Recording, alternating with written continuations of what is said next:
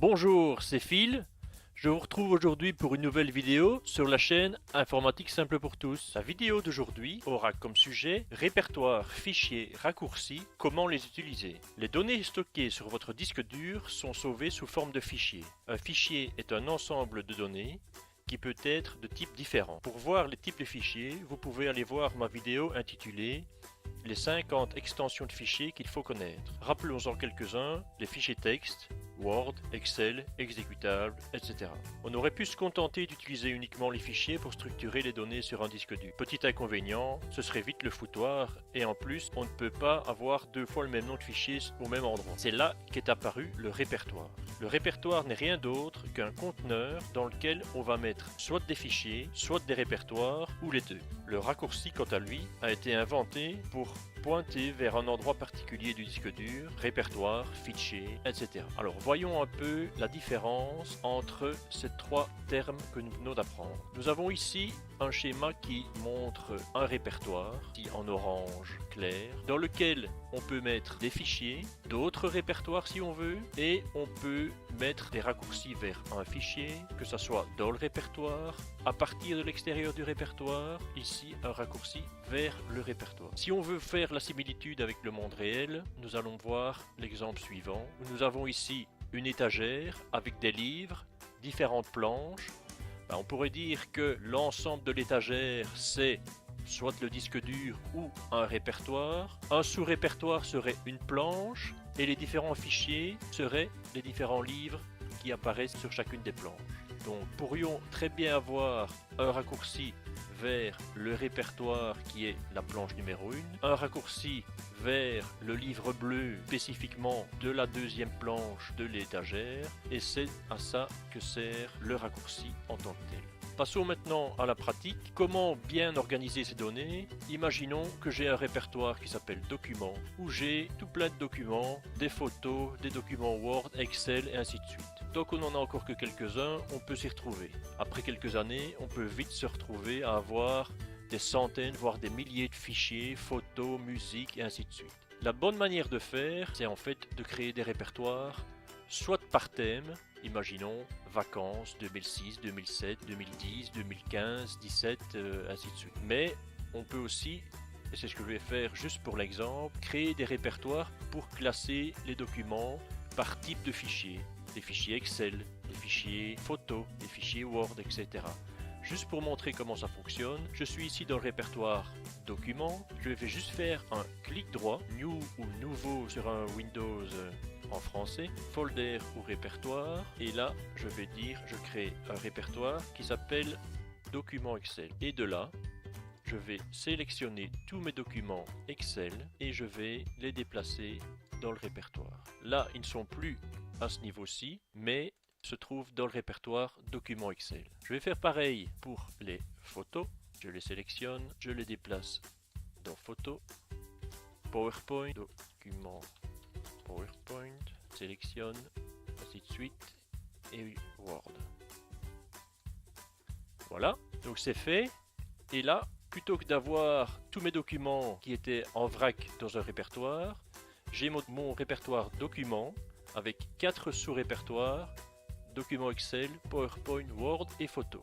Et c'est beaucoup plus facile évidemment lorsqu'ils sont classés de cette manière. Pour voir un peu à quoi ça ressemble, je vais juste taper la commande suivante. Je vais lancer un invite de commande DOS et nous avons la commande qui est tri. Donc la commande pour voir, je dirais, la structure de répertoire, pour voir un petit peu l'imbrication des différents répertoires, c'est la commande tri. Je tape tri document, le nom du répertoire, et là il me fait un petit dessin en me disant voilà, le répertoire document est subdivisé en document Excel, document PowerPoint, document Word et document photo. Je vais maintenant créer d'autres répertoires à l'intérieur que je vais appeler test 1, puis à l'intérieur je vais encore en créer un test 2, juste pour l'exemple, et je vais revenir à ma commande de tout à l'heure. Je refais la commande comme tout à l'heure, tri, document. Donc on voit bien que le répertoire document est subdivisé en documents Excel, documents PowerPoint, Word et photos, et que le répertoire document Excel est subdivisé en test 1 qui lui contient également test 2. Donc on voit bien l'imbrication des différents répertoires et là ça ne pose plus de problème. Maintenant en ce qui concerne les différents raccourcis que l'on peut créer, je pourrais très bien avoir sur le bureau à côté de mon répertoire un raccourci vers chacun des 4 subdivisions. Dans ce cas là je fais juste clic droit sur le répertoire ici et je fais envoyer vers le bureau, créer un raccourci.